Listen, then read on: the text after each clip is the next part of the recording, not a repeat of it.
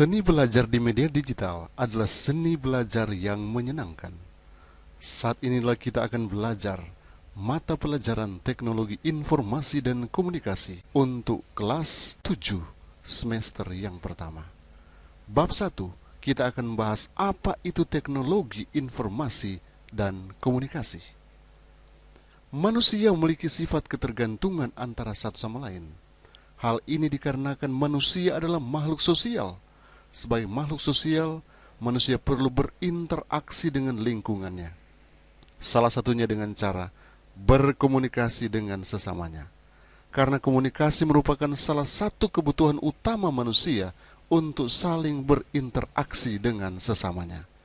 Dengan komunikasi, pengetahuan manusia akan semakin bertambah dan berkembang.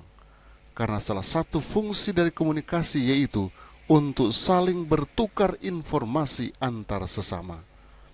Hal ini ditandai dengan kemajuan peradaban yang semakin pesat, karena mereka saling bertukar informasi dengan cara berkomunikasi.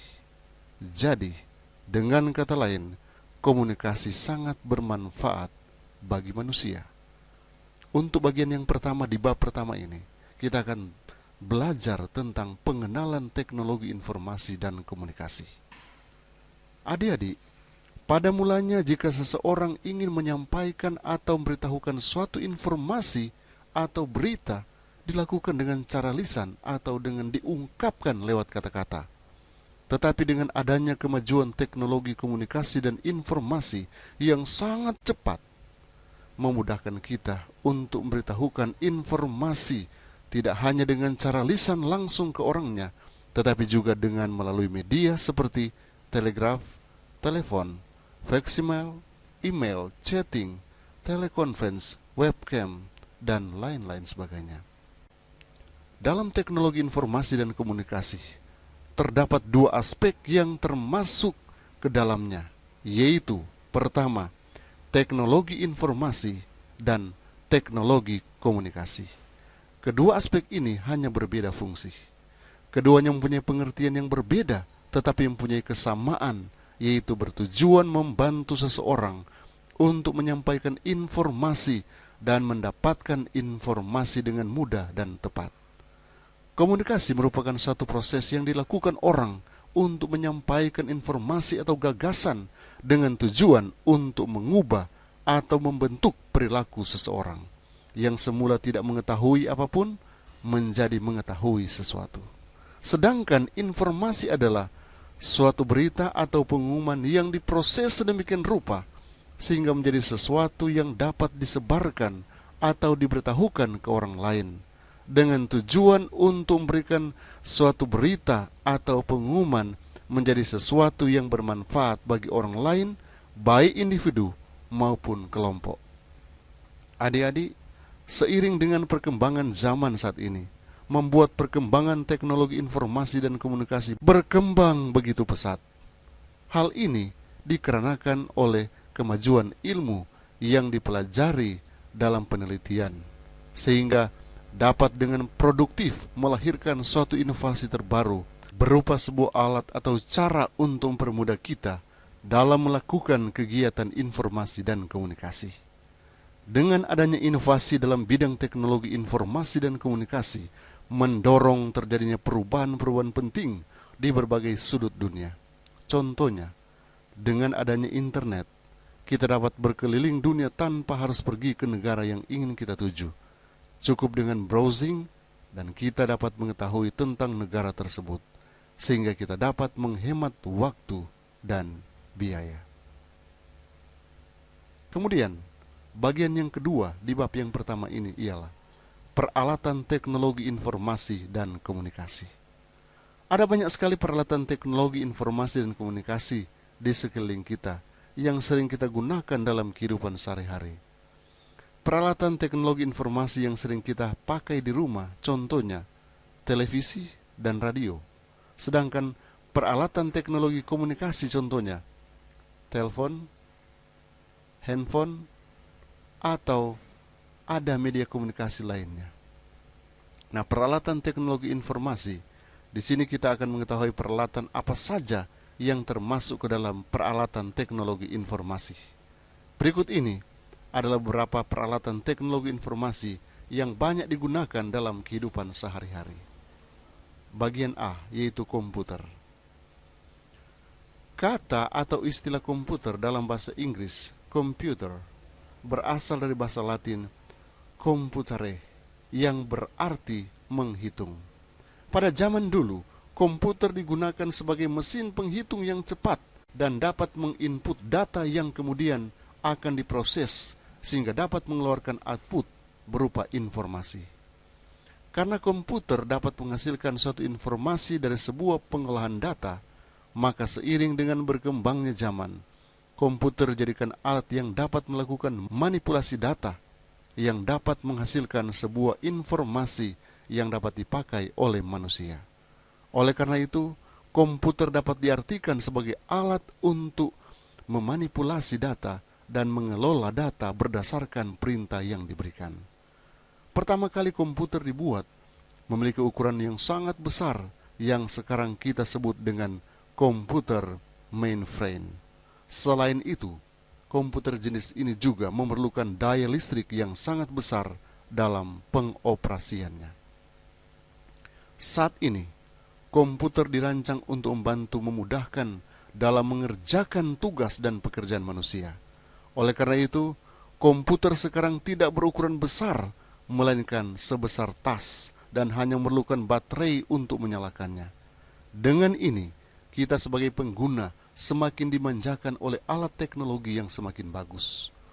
Untuk dapat membuat komputer dapat bekerja sesuai dengan fungsi dan manfaatnya, maka komputer memerlukan komponen penting yang dibutuhkan oleh komputer.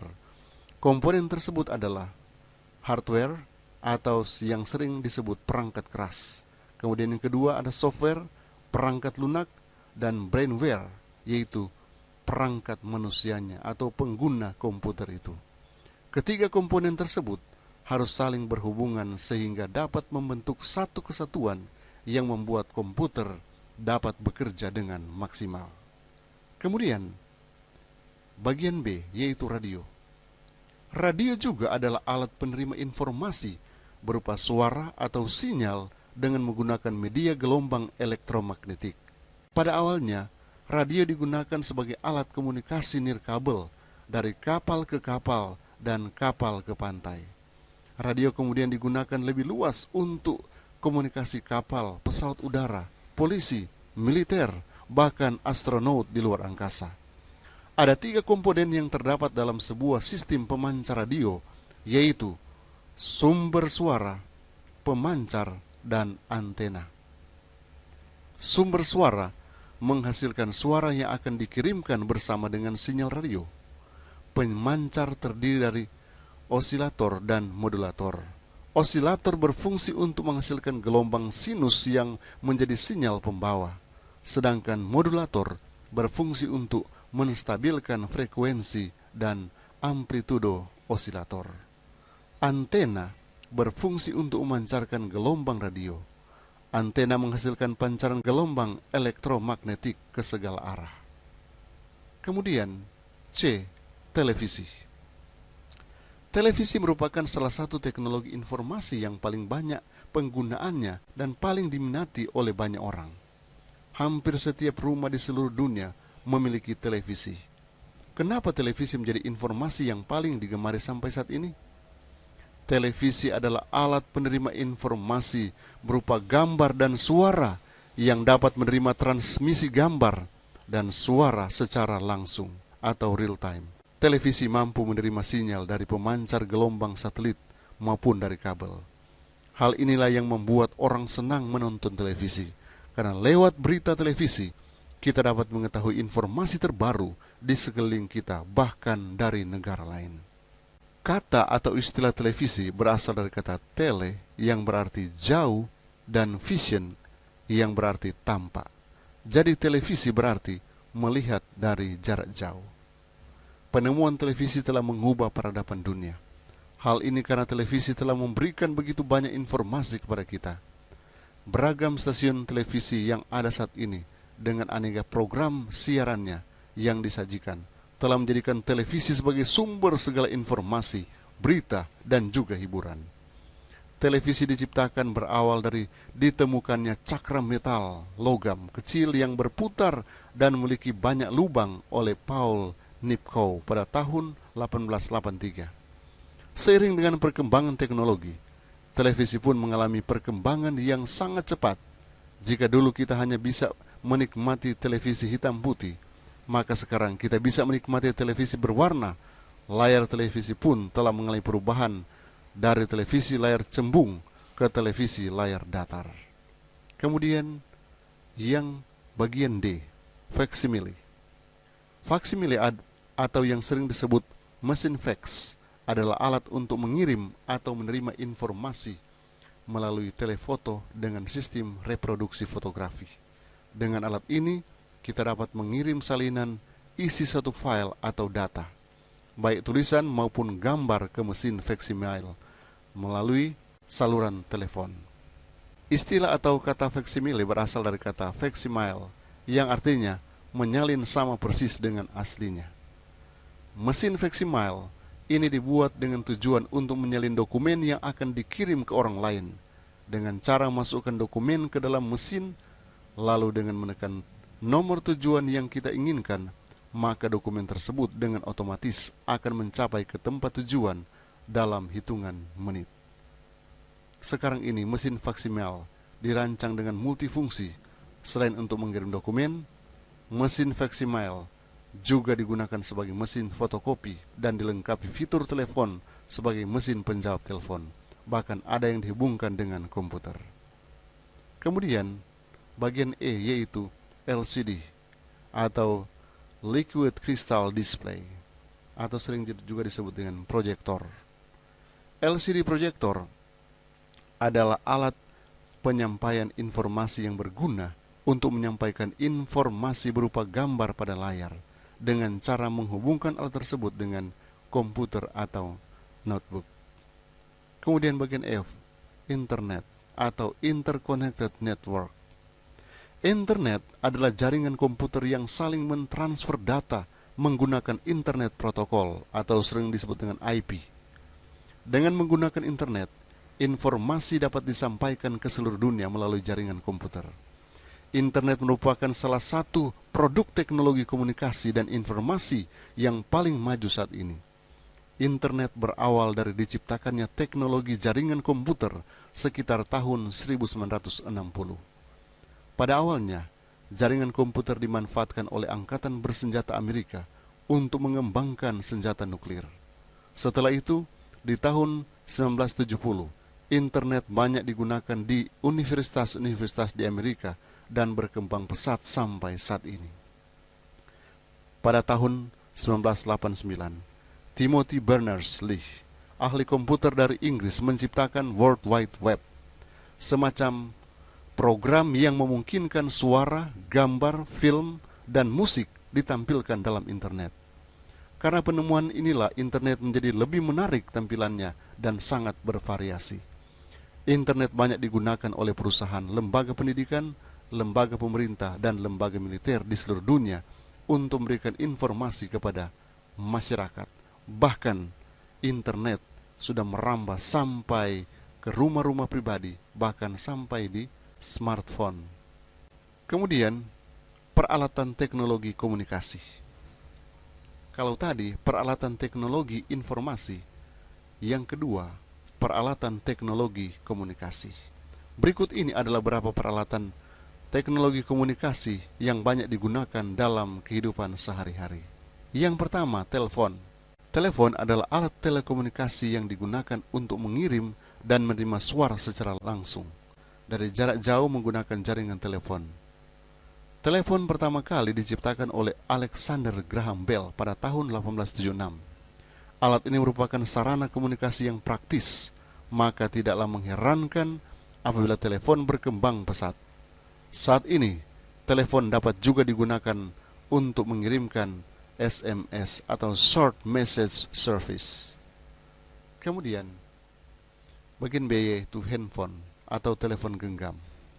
Jika semula telepon hanya terbatas pada telepon tetap atau fixed line telepon, maka sejak 3 April 1973 telah dikenal suatu teknologi yang dikenal dengan nama telepon genggam atau handphone, disingkat HP. Selain memiliki kemampuan mengirim dan menerima suara secara langsung, perkembangan terbaru memungkinkan HP mengirimkan pesan teks dan pesan gambar, serta mengakses saluran internet dan televisi. Handphone terhubung pada jaringan telepon melalui gelombang radio. Jaringan ini terhubung pada satelit telekomunikasi. Ada dua teknologi HP yang umum digunakan saat ini, yaitu GSM dan CDMA.